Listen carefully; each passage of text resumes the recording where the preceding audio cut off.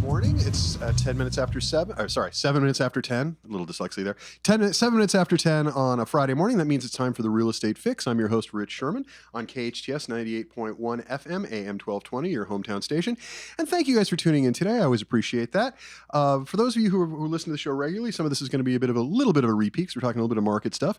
And for those of you who are just tuning in, welcome. Appreciate it. Nice to have you.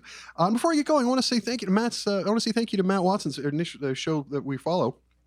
It was a fantastic show today. Really enjoyed that very much. Those of you who aren't listening to Eye on the Valley, get up a little bit early and listen to his show. It's very, very good. It's very interesting. He brings a lot of good stuff to the fore. And I love the trivia thing at the end. It's fantastic. But anyway, let's get on to real estate stuff. Let's talk about real estate, my particular field of expertise. I'm Rich Szerman. I've been doing this for over 30 years. I save people from foreclosure and all sorts of other real estate problems, and we do it for free and have for a long time. So if you have a problem, I'm the guy you call. You can reach me at 661-714-1400. That is my personal cell phone number. I do give it out on the air every week, and you can call anytime. I don't know why people are always amazed when I answer. Why else would I give out a phone number? But you can call anytime, preferably not when I'm on the air, Mom.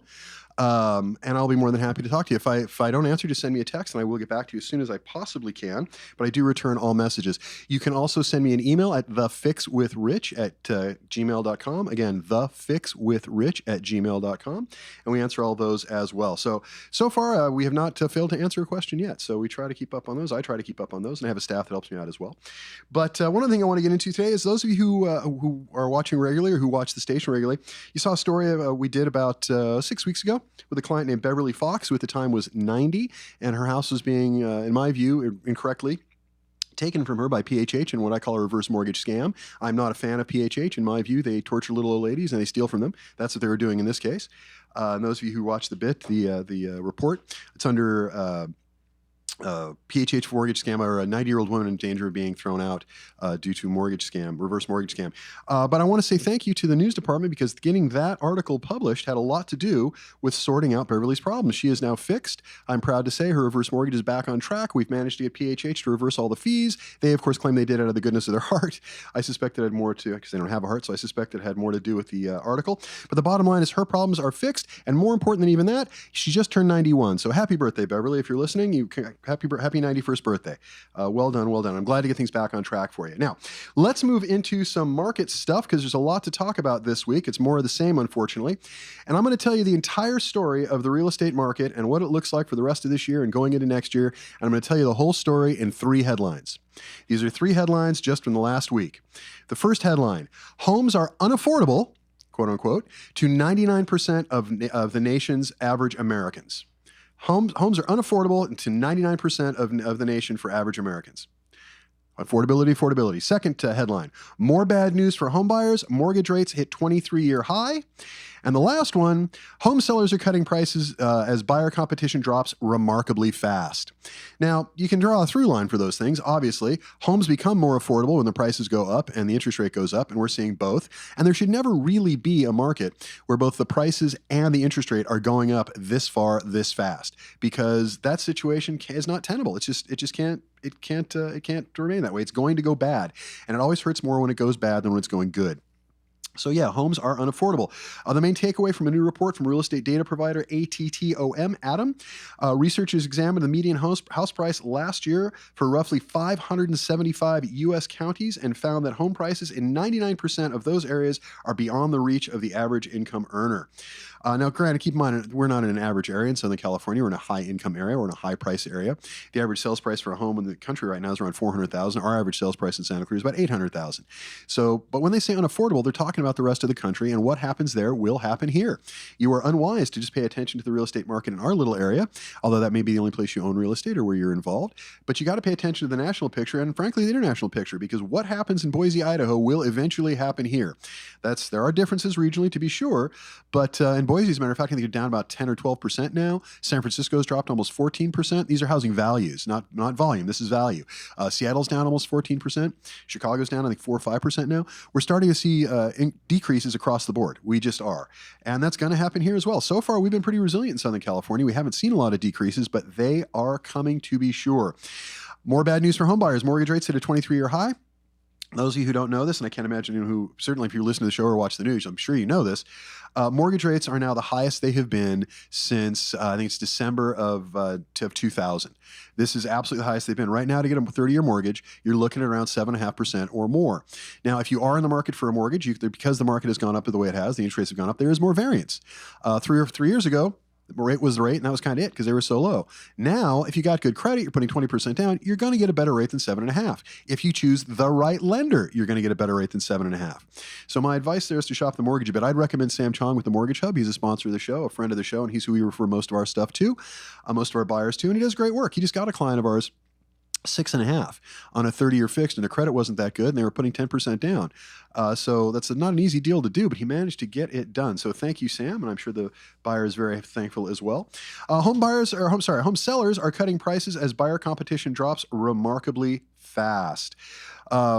Yeah, that's all across the country. Again, we haven't seen this here, but according to Zillow, both buyers and sellers face unfavorable conditions, and sellers may be now in a great disadvantage compared to the summer when a lack of listings increased competition among buyers.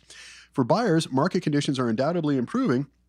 According to Zillow, listings are at their highest level since December, which could give buyers a better chance of finding a home. Now, what that means is what they're talking about is the number of listings, that's available listings on the market. And again, for those of you who listen to the show, we've certainly talked about this quite a lot. The amount of property available right now to purchase is very, very low. There are fewer houses on the market now than we have seen in almost my entire career, and now we're starting to see that come up. What you have is basic supply and demand really dictates pretty much everything in the real estate market, and that's what's strange, because as the real estate market has gone up in both price and interest rate, the prices should have started to go down because houses have become much more unaffordable.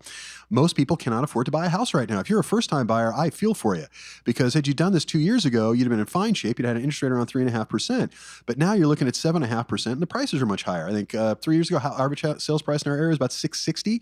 Now I think it's $848. It's like $178,000 difference. So it's massive. What a difference 3 years can make, 2 years can make. So it is a big deal. The Zillow has a report they just put out. I'm going to read to you about.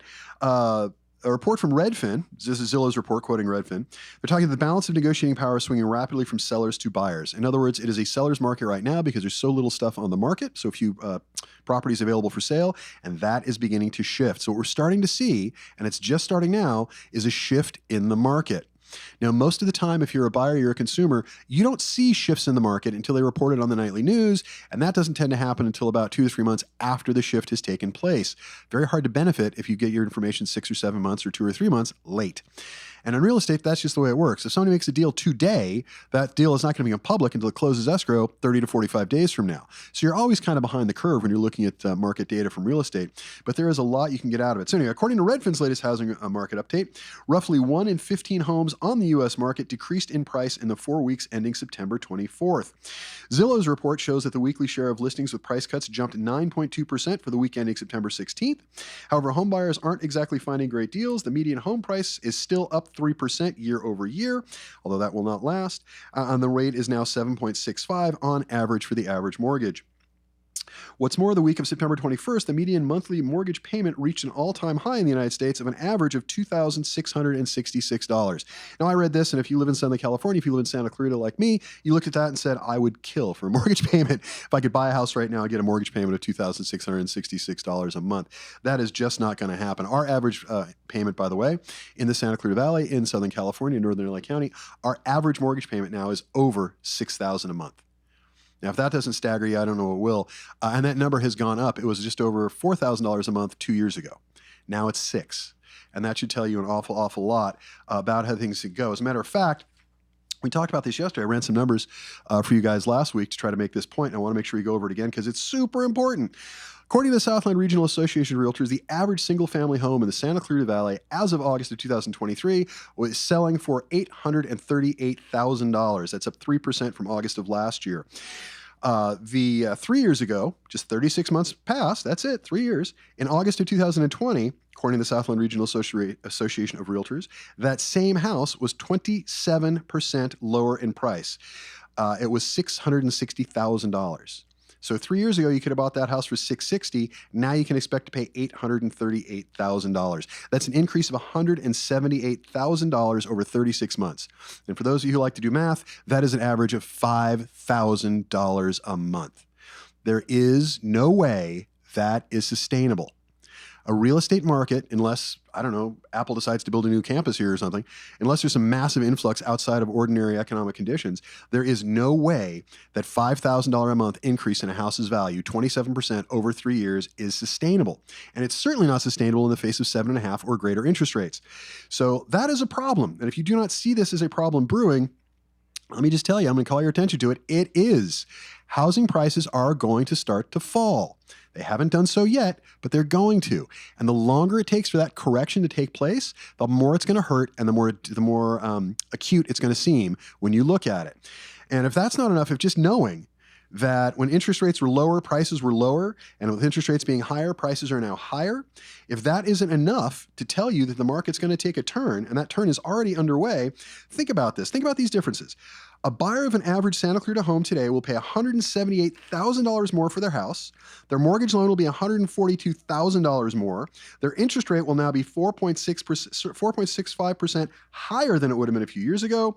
And their payment will be almost $3,000 a month more, roughly $36,000 a year. I mean, think about that. Can you afford it? Most people, I'm asking you this question honestly, can most people afford an additional $36,000 a year in mortgage payments? I'm not struggling to make my mortgage payment, but there's no way I'm going to take a mortgage payment at $36,000 a year more than I'm paying now. And I think you're going to see that most people will do that. So there's a rather staggering statistic that goes with this that I want to call to your attention before we get into some other stuff here, kind of making this point. And that is this. And I was staggered when I heard this about a month ago, and it continues to stagger me. 70%. Think about this. 70%, 7 out of every 10 homes in the United States right now that has a mortgage. This is the entire country. 70%, according to Fannie Mae, Freddie Mac, have mortgages at 4% or under. Versus today's rate, which is 7.5%. So more than double because it's exponential the amount of payment. So 3.5% higher, mortgage payment would be much more than double. That's 70% of the country. Now, if that's not crazy enough for you, think about this. 85% of every single mortgage in the United States has a mortgage rate at or under 5%. So 70% under 4% interest rate, an additional 15% under 5%. That means what's left of the market, that 15% that has mortgages over 5%, those are the people who are likely to sell in the next year. And that's it. So the other people who will be selling, who aren't selling by choice, who aren't doing, because basically move-up buyers is all but a lost market right now. First-time buyers are as well. The numbers in both of those market segments have just been shelled. So it's really creating an awful problem in the real estate industry in general. And again, those of you guys who know have been talking about it, in our area here in Northern LA County, the amount of volume, the amount of houses being sold this year, 2023, will be off by 35 to 40%. 35 to 40% fewer properties will be sold in the Santa Clarita Valley and the surrounding area this year. And that's true for all of Southern California. So consider this. Whatever business you're in, whatever you do, imagine if up to 40% of your business just didn't happen this year. What would that do to you? So that's what it's doing to the real estate market. You're seeing lenders, you're seeing all this ancillary services. Lenders are dying. You're seeing escrow companies, all kinds of trouble, title companies. Nobody is making their projections this year. And those companies that are publicly traded are hurting. And that's only going to get worse because those are the numbers. We have 35 to 40% fewer houses being sold. We have an interest rate at 7.5%, and it's still going up. And we've got housing prices that have gone up 27% in the last 36 months. This is a situation that is not sustainable. If you don't want to remember the numbers, I don't blame you. I'm a math guy. I'm a data guy. I'm into this kind of stuff, which is why I repeat this stuff all the time. But the upshot here is it is not sustainable. There is an affordability crisis in the market. There's no other way to put that. It is a crisis. People cannot afford to buy houses. And this feels a lot. I've been doing this for a long time. This feels an awful lot like the late 90s before we had that crash in 98. Feels a lot like 2006, 2007 before the 2008 crash. Now, just to clarify, I don't think the situation we're heading into over the next 12 to 18 months is going to be nearly as bad as 2008. And the reason for that is the stat I just quoted. A lot of people have interest rates at or under 5%, at or under 4%. Also, the lending requirements that got people into those houses was much more stringent than it was in 6, 7, and 8. So I don't think it's going to be the same kind of crash, but for sure there's going to be a correction. And let me just give you some final data on that point. because this, I think, tells you all there is to know.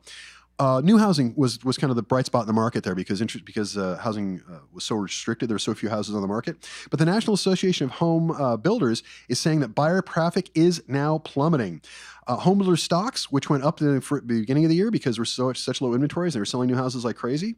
Wall Street Journal is now reporting that almost all housing building companies' stock prices are now on a downward trajectory, because they can't build houses quickly enough, and the interest rates are just too darn high. Even with buy downs and stuff that builders can offer you, there are deals out there, harder to find.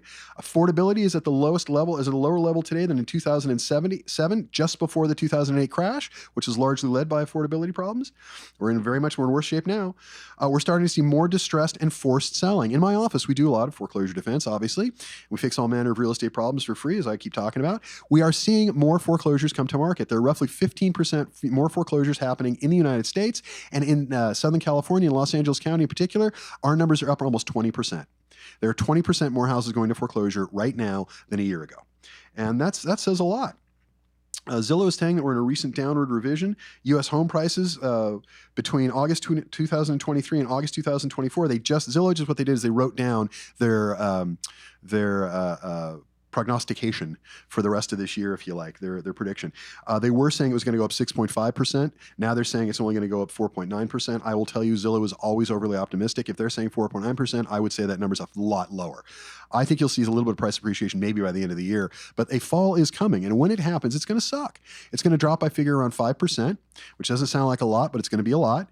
And then we'll see what happens. That slide may get worse. It may get better, but I can tell you that slide is coming. And I'll give you more evidence of this. Morgan Stanley and Moody's, two of the big rating agencies, the prediction agencies, are now both predicting real estate prices to fall by the end of 2024, 13 months away. And Morgan Stanley is now saying there'll be a 2% drop, and Moody's is saying there'll be a 3.5% drop. And that's new, because up until this week, both of those agencies were saying that prices are going to continue to go up through 2024. And now we know they're not. So yeah, that's what's going on. It's an affordability crisis. Affordability, affordability, affordability. That is the key word. And if you cannot afford houses, if houses are not affordable, people cannot buy them. Supply and demand tells us that their prices are going to go down. Now, when we get back, we're going to take a break here to talk to some of the affiliates. We love to hear from the affiliates. We love to hear from the advertisers, and thank you guys for listening. When we get back, we have a special guest, Marin May, VP of Partnerships at Radius Agent, the brokerage I work for, is going to come in and talk to us about Radius Agent and why it's a good idea to work there, especially in these very difficult times for realtors, because my goodness, is that an entire industry that's starving at the moment, of which I'm a part. Yeah, don't send me food. I'm fine. I'm not starving. I'm doing good. But there are a lot of real estate agents that are hurting out there. So we're going to talk about that a little bit. And then we come back, we're going to talk about irrational versus rational markets, because that is what we're in, and I promise it won't be boring. It'll be interesting. I'm going to sum up the whole thing for you in just a couple of words. But let's go to break. Let's hear from some of our sponsors, and when we get back, Marin Martin from Radius Agent. I'm Rich Szerman. You've been listening to The Real Estate Fix with Rich Szerman on KHTS 98.1. Thanks. Hello, welcome back. You've reached The Real Estate Fix with Rich on KHTS, AM 1220, FM 98.1, your hometown station. And thank you guys for tuning in. Always fun to have you guys listening. Those of you guys who know me know I've worked for Radius Agent. That's the brokerage I affiliate with. I've been with Radius now for about a year and a half. It's a fairly new company. There's all kinds of fun stuff happening. And today we have a special guest in with us, Marin May, VP of Partnerships at Radius Agent. And before I go into this, I'm going to go into your bio a little bit, because I asked my staff. I have some great people who work for me. Some of them are very young, and I asked them. They're very bright. They're very competent. They're awesome. But I asked them to put together, because I was running out of time yesterday, to put together Marin's bio for me. I said, she's got a unique name. Just Google her and just give me a bio and we'll be done. And I made the mistake of not reading it before they left last night. So the first time I read it was this morning. So that's my fault.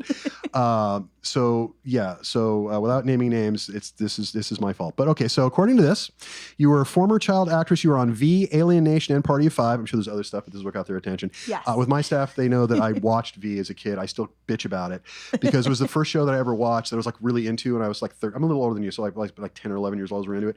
And for those of you who know this, sci-fi people, the culmination of that show was one of the most disappointing in human history, because they built it. Everyone was all looked at it, and the good guy just has no magic now. It was horrible. I'm still mad about it. But it was so but good. It was great up to that point. Oh, it was great up to that. No, Ken Johnson left the show, and that's what happened. You were like, what, 4, I think, or 5 I was on 4 that and 5 when I did fantastic. that. Thank you. My best work. Yeah, well done. Yeah, I know you were on Alien Nation as well. I'm not a watcher of Party of Five, so I don't know where you were there, but it sounds like you're fabulous there. Anyway, you joined Radius as the new VP, our new VP of Partnerships, relatively recently, where you were leading Growing Radius's recruiting team. Formerly, you were the Senior Vice President of Sales and Business Development at House Amp. You were the Senior Business Development Manager at Enterprise Partnerships through Sales at Endpoint. You were the Partnership Manager for Side, which they should have capitalized because it's the name of a company. Anyway, LA... Details. Mom was an English teacher. Anyway, LA County Sales and Marketing Manager for Heritage Escrow, VP of Business Development for Mercer Vine, and you volunteer at the LA Children's Hospital, which is not a job, but that's okay. Thank you for doing that. And these are the parts I love. I don't know where to say. This one I thought was cool. You've worked with the band U2. That's kind of neat. That's awesome. How did they figure that out? Well, it was in your IMDb page. Didn't take a lot of searching, I think. I don't think they put a lot of time to this, honestly. And then after that, for some reason, there's a note that you're allergic to cats. Why would that be something that somebody puts on the internet? Who are these people? This was on your IMDb page. You're allergic to cats. Oh, it is? I don't know. Yeah, I don't know. Oh, Alana, I'm looking at you. I don't know. She'll probably repost this on social media. Yeah. Apparently, you're allergic. Which is I'm also allergic to cats, which is why I have 3. It's good glutton for punishment. It's why you're in real estate. Yeah, completely. Because I'd be beating myself with a cat of 9 tails otherwise. No, that is because we had a cat that we all loved. He passed away, and my daughter was much cuter 5 years ago than she is now. And they conned me into going to a pet store, which is not, I wouldn't buy an animal from a pet store, but is a feed store, and they happen to have these cats that they rescued. And my daughter got me to go there on Father's Day and then handed me a kitten, and the rest, as they say, is history. And now we have 3. And they all came from that same thing. Are they in your house? Oh, yes, they're very much in my house. They're not just in my house. My wife actually is so annoyed with the cats that she will go out and sleep on the couch because it's more comfortable for her, and I stay in bed with the cats. Wow. And they like me better because I am the 3 greatest things that any animal could possibly want. I am large, I am warm, and I'm sedentary. So I have those 3 things going for me, and so I'm a cat magnet. So the animals like me in general because they can sense that. Also, the last thing I have here on your bio, and then we can get into radio stuff, is apparently you were just in London, Paris, and Switzerland. I don't know why that's relevant, but we know that now about you too. Did you have fun? I hope it was a fun trip. Oh my God, it was amazing. Yes. It was a fun thing to share with my child. So, yep. Even better. I'm actually, those of you who listen regularly, those of you who know me know I'm actually from that part of the world. I can turn the accent on and off if I choose to. I don't do that because it sounds pretentious in California. Part? I was born in England. I was born in just north of London, an area. It used to be north of London. Now it's part of London. An area called Aylesbury, which used to have to be a big deal. Now you can just take the tube out there, which is kind of wild. We go back and visit every couple of years, just because we have family and friends. And my wife's also got a lot of family in Ireland, so we spend a lot of time in that part of the world when we can. Oh, it's so nice. It's so green. And I also like the pace of life is just so much slower. Not in London necessarily, but in Ireland especially. Everything just runs slower. I love that if you're on the road in a major, you can be in the middle of Belfast, and if sheep come into the road, you just have to stop because the sheep have right away. It's the best. And that sounds very sensible to me. I think we should have more sheep in California, but that's we just need me. more of that. Yeah. All right, let's get into some of the radius stuff because I want to learn a little bit more about you. I want you to talk about the company a little bit, so I want people to kind of hear about Radius because I get all the time. I'm very, very fortunate in that I've been at this for a very long time, and I have a pretty good-sized book of business. I do okay, even in bad markets, actually, especially in bad markets. And so I'm very fortunate in that I don't know. I think I could probably go to any brokerage and they'd say, come on down because I would make the money.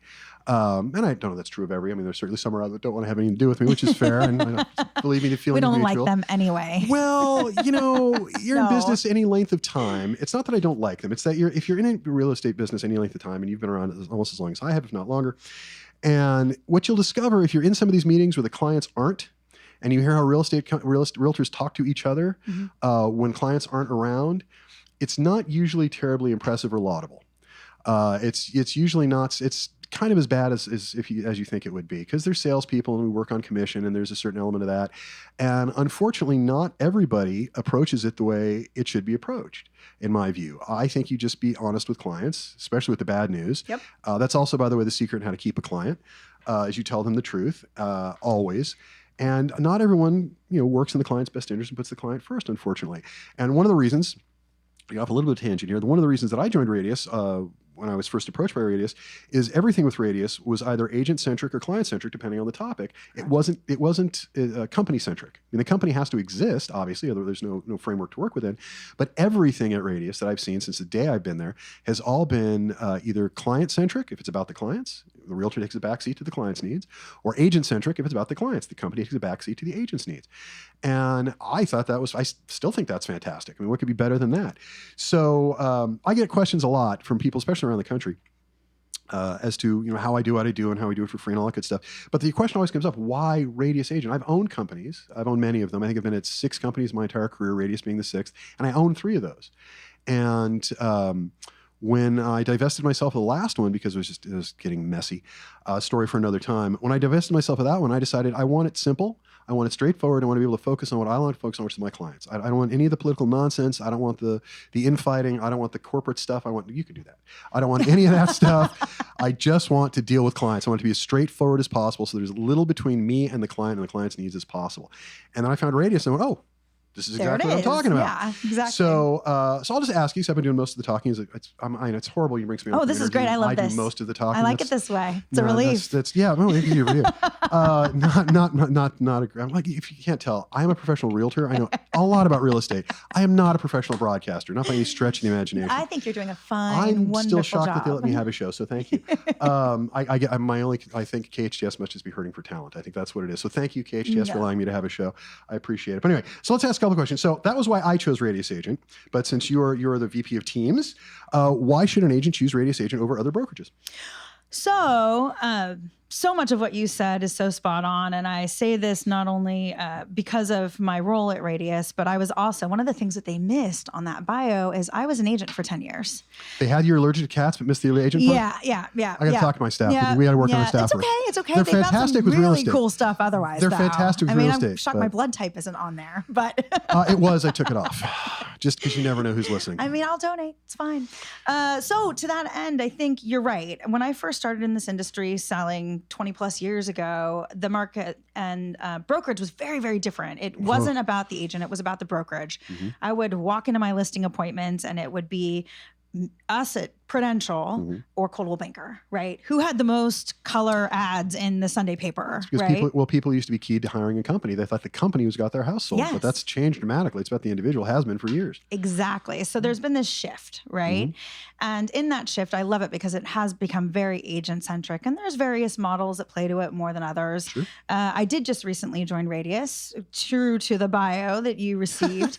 And there was a lot of reasons why I joined, but one of them was I've been in this industry for over 20 years, as you pointed out, and I really loved that. I think brokerage models are kind of dead now, a lot of them. They don't apply anymore. They don't really service the agent, and the most important thing is they don't service the consumer. And at the end of the day, with everything that I've done in brokerage and title and escrow, the person I care the most about, especially because I sold for so many years, are the buyers and sellers and the consumer. And so I truly believe that if we, as a brokerage, better service you as an agent, it allows you to better service your client, and that is the most important thing. Well, the clients are the engine that powers everything. Yep. Without the buyer or seller, we're all sitting in nice offices looking at each other. That's about it. Yep. And that actually really is nice to my next question, which is, why is it better for an agent to work at a virtual brokerage rather than the old-fashioned brick-and-mortar brokerages? Now, I know what the answer is for me, because it's I ran companies for years, so I was responsible for all that. And when you have office rent to pay, and the office rents here in Santa Clarita are ridiculous. They're as high as they are in areas like you're from Redondo Beach, which is, you shouldn't be that high, downtown LA. A matter of fact, a friend of mine who has a commercial real estate company just relocated his entire company out of Santa Clarita to downtown because they actually got a better deal per square foot in Warner Center than they can in the average, vacancy rates are up because of what happened with COVID. Yeah, exactly. Yeah, commercial's changing too. That's a whole nother show. Yeah, there's another topic. We'll do that. So for me, it's if you don't have I put it this way, make it simple for the clients. If you don't have all of that same overhead to deal with, then that is money that can be put back into servicing the clients. I mean, I don't even know why I'm here. I think I can leave. Happy to help. Is there anything else for me to say? Happy to help. No, you're right. So the way that we work, kind of the basis of the Radius model is we are a very tech-forward brokerage, much to your point earlier. Our technology and the investment that we make and the constant iteration on the technology that we make is to better service you, to help you run your business more efficiently and enable you, and also better service your clients. And I think when you look at how real estate has changed, our society has changed, technology has changed.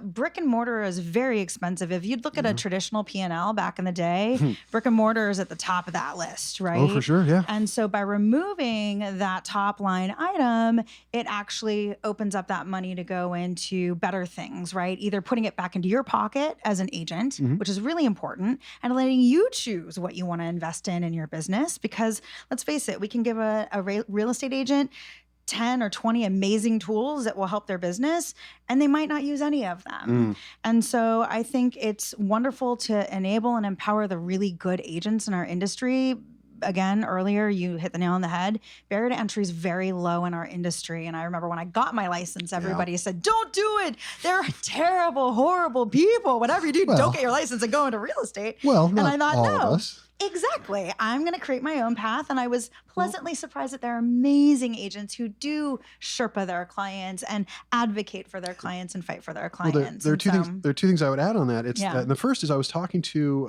an agent just yesterday, as a matter of fact, trying to explain, because they were having trouble understanding why I do why I'm with Radius and why I think, because I have an office. It's my office because I need a place to work, but that's not Radius. I did that and it's fine. I think a lot of people do that, but that's because exactly. It was also my particular needs. Yeah. But I was trying to explain to him, and what we kind of, and again, I had staff help with this. We kind of came down to, is a really good way to explain this, is that it's sort of like the Amazon phenomenon. Yep. If I wanted to buy a shirt, I used to go to Macy's, and I would, I wouldn't typically try it on because I knew my size, and I would just pick it out of Macy's. Well, if I know my size, there's no need to try it on. Why wouldn't I buy it on Amazon? I get more selection. It costs me a lot less money. And for what I used to pay for one shirt, no offense against Macy's, I like that place. I know some people who work there. It's lovely. I'll be by this afternoon. But I can buy T-shirts what I used to be able to buy one for. So it's the same sort of thing. I think the pandemic has escalated. It has accelerated this in a massive way. Yeah. But this is where we're heading anyway. I think we'd probably sped it up about 10 years, but you're seeing the virtual economy just grow and grow and grow exponentially, because it turns out if you don't have to spend $10,000 or $20,000 on office space every month, and you can take that same money and invest it back into the agent and thus back into the client, works out pretty well. Right, exactly. And it's about investing back into your business and your clients, I think, at the end of the day. And truth be told, if you walk into most real estate offices today, they're ghost towns. Yeah, you can fire a cannon across on everybody. Of course they are. Back to the earlier comment about getting really cheap space in downtown LA, right? Yeah. Vacancy rates are through the roof on retail and commercial property right now, because people are realizing that they don't need all this brick and mortar and space. And so, and quite frankly, I do think probably that you, if you're an agent, you want to be out and about in the field with your clients and in your communities. Not that sitting on the phone and investing a certain amount of time prospecting or doing admin work on your business isn't necessary. But quite frankly, you can do that from your kitchen table, and then you can get out there and go interact with humans. Yeah, you can also job a lot of that out. And one of the agents in our office that you have not met, but I'll make sure to introduce you. Her greatest strength is you put her in, if there's any group of 3 people talking, she should be one of the 3 people, because she's amazing in groups. You drop her in a sort of meeting anywhere, whether it's Chamber of Commerce or whatever it is, and she's fantastic. I'll tell you story after story about her. She's hysterically funny. But on the phone, not her strength. In the office, when she comes in the office, I look at her like, I love seeing her, but it's kind of like, why are you here? Because I know if you're here, you're not doing, I can do my job from the office. Yeah. She cannot. Yeah. So if you're here, if you're just here to visit, that's great. Love to see you. But you need to be out there. Yep. And the same thing. And she came with me to Radius for that very reason, because it got her out and about quite a bit more. It's still a relationship business. And it's funny. Sure. I did what they call an innovation sprint with Boston Consulting Group several years ago for First American when I worked there. And we all walked into this 17-week sprint to innovate and come up with a business idea for First American to invest in. And I walked in after many years in title and escrow thinking, you know what, let's go direct to consumer, right? Let's create a model that goes direct to consumer, because I love the consumer. I'm a bleeding heart for buyers and sellers. Yeah, the realtors come after you with pitchforks and torches. And we very quickly realized as we went through innovation and did our research and exploration that the relationship is still very solid in our industry between agents and their buyers and sellers. And even today, in what I do, running a sales team for this company, it's a relationship business. We are all very, I don't know, if you look at personality testing, right? We're all pretty much a high I if you're a salesperson, right? And we love to connect and talk and make eye contact and laugh. And so it's a relationship business. Healthy amount of ego too, but right? Yeah, of course. And so the ability to kind of reach out and touch someone, I think, is still really, really important. And so just hammering it home. Yeah, brick and mortar, how important is it now? If it is, an agent has the ability now, because they're actually keeping more of their own commission and money. If you want to invest in a little space, some areas, every territory, every market, every region has a little different flavor. And so you might want to have a little storefront, right? Oh, sure. And that's great. And guess what? With a model like Radius, where we give you more of your commission back and create enablement tools to help you iterate and grow your business, you can do that if you want, right? But you have that option, and you're not traditional brokerage. You're paying your broker you're for a locked in. lot of things, including their ability to keep the lights on Admin. and square footage and admin and all those things, right? That's what your commission's going towards, as well as potentially tools and partnerships that you're not even going to use, right? Yeah. Well, I'll use myself as an example. When I shifted from owning an office and owning a company to virtual brokerage and doing my own thing, even with running my own office and everything else, my overhead dropped almost 70%. I mean, more than half. That's huge. So yeah, it was fantastic. You can do all kinds of things with that money. Yeah. Go on vacation with your wife, reinvest it in your business. No. Go ahead, reinvest. No, my wife listens. No. I'm actually in trouble. I've got you. I just want you to know this. That's for your wife. Well, the last Janie, if you're listening, the last vacation we took this year, last year Christmas, we went to Disneyland. Did a huge Disneyland thing, and it cost a fortune. We had a blast, which my daughter and I were all for. Yeah. My wife, not a big fan of lines, overpaying for things, or roller coasters. So Disneyland, not her favorite place on earth, but she tolerated it for us very, very nice, and I appreciate that. But yeah, we didn't take the money and go on vacation. What we did, in fact, is we take the money, we put it back into the company. We do a lot of, we talked about this on the phone. We do a lot of emergency loans and things like that. I know. I love that. That speaks to my heart. And that's honestly why the big reason we're doing it, because if I don't have to spend, if I can spend 70% less on my overhead, I can use that same money and I can make these little micro loans that get people out of foreclosure and get them back on their feet and stuff. Yeah. Because a lot of the clients I deal with, if you're in foreclosure, no one's loaning you money, you're in foreclosure. Yet if you can't get the money to access some of the equity in your house, you can't get out of foreclosure and you'll lose the house. So we bridge that all the time for people. I love that. But yeah, it's one of the things we do. We will keep people in our houses. It's a big thing with me. It's a religious crusade. I tell you what, we've got some sponsors we need to hear from. I'm going to ask you to stay through the break, because when you ask people on air, they have no choice but to say yes. How so fun. I'm just going to move past that. So we'll have more with Marin when we get back. Let's hear from some of the sponsors. And yeah, we'll through the break, guys. It's going to be good when we get back. Hey, welcome back. You're listening to The Real Estate Fix with Rich. I'm Rich Szerman, your host on KHTS 98.1 FM 98.1 AM 1220. I get those backwards all the time. Who the hell listens on AM in these days anyway? FM 98.1, your hometownstation.com. Anyway, we're sitting with Marin May, the head of teams at Radius, VP for teams, I guess, at Radius. I never understand what those titles mean. I don't care about titles. She's helping build out Radius and build the teams and stuff. So we're having a lot of fun talking about this. So we're going through some questions that I had. I wanted to get you to answer for Radius. We're talking to people about it.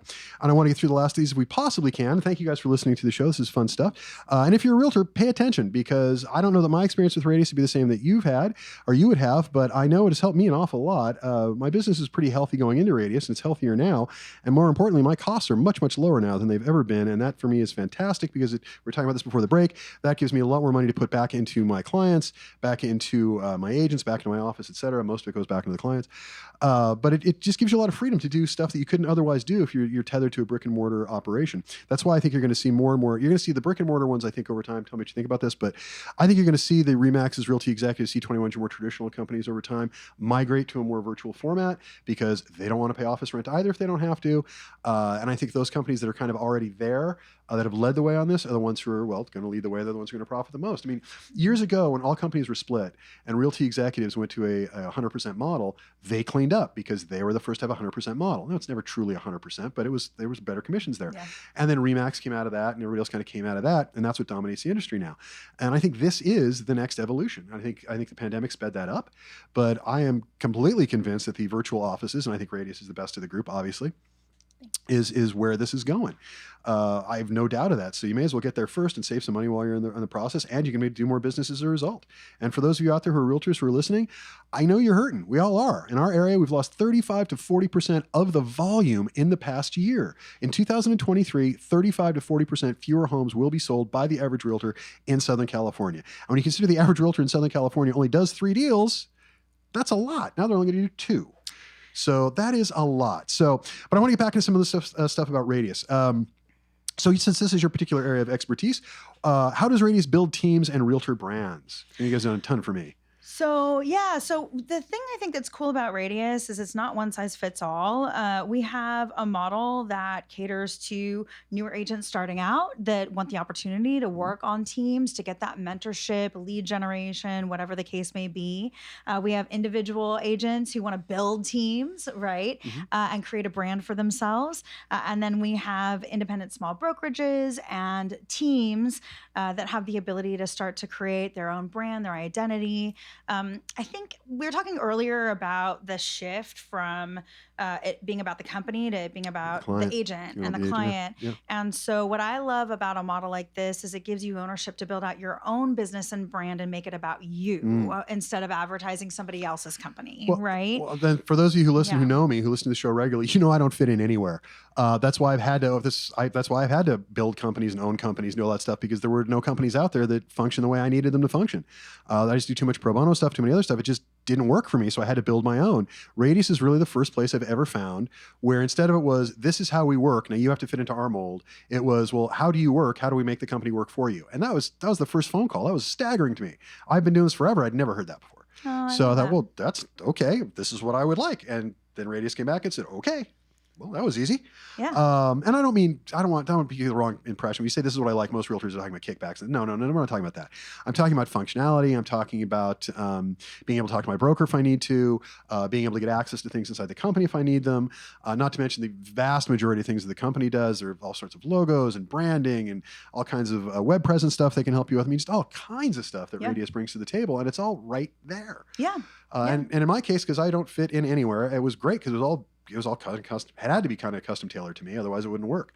And that's no fun for either of us. So yeah, I wasn't there then. It was no. With Radius, it was great. No, I've been in situations, not to name any other companies, although I've been with other companies as well. And those of you who are curious, you can always Google my background, I guess. But where it didn't work. Did you work with you too? I did not work with you too. I never had that. I would like to. That would be fun. I was when they famously did that video in the 90s, 80s actually. The Streets Have No. And it was the Streets Have No. Which one was it? Oh, they were in downtown LA and they were on top of a building. Yeah. We got hip to that before it happened, and so some friends and I got down there, and we were on the rooftop when the band took the stage. Like, this is great. We're going to stand up here. It's like the Beatles. It's fabulous. And then a very unhappy security guard realized we weren't there, and so we had to go. And then we missed most. We had to walk down the building. It was awful. But I was there for that. I got to see him get set up. That's my only U2 story. Okay, let's talk about this. So what operational support does Radius offer? So to that end, I think when you look at the offering, first and foremost, we offer the ability to own your own brand day one, should you want that option. If you don't have to. But we do help you go through the creative process of creating your own business, your own brand. You own your DBA day one. And we go through the whole creative process with you too, right? Which is super fun because it really is about you and your market. It's not us, right? Also, we have brokerage compliance. So we run the entire back end, which is why a lot of small independent brokerages join us, because they don't want the headache of running their back end. It's costly, it's time consuming. Liability. Most small broker owners are still producing themselves, and it takes them away from their businesses. And so we have the ability to run that whole back end, compliance, liability, legal updates, commission disbursement statements for those of you who know about CDAs or commission instructions. It's how realtors get paid. If you exactly. It's how they get paid, and actually how funds are dispersed to sellers and buyers as well through escrow. That's a different story. Yes, ma'am.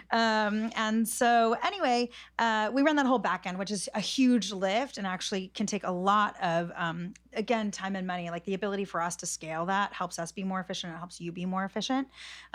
Ongoing, we have incredible agent success managers who support you, check in with you. And then finally, we also have constant iteration on technology, millions and millions of dollars being invested in technology to help support and enable you and your clients, as well as a huge community at Radius community of 85,000 agents to network with. Yeah, you talk to each other. I think we're like 4 or 5 states now and continuing to grow. So that network is nationwide. Radius is in 7 states. 7 states. Yeah. And it's broker agnostic, that Radius community, because we want everyone to share, knowledge share, referral, network. Yeah.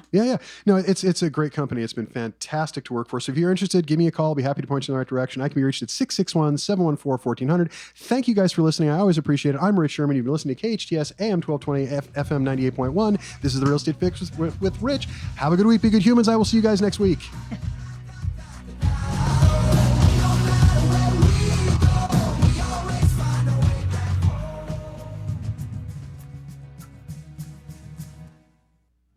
Healthcare can be difficult if you're underinsured or have Medi-Cal. Samuel Dixon Family Health Center can help. Services are available on a sliding fee schedule. The mission of the Samuel Dixon Family Health Center is to give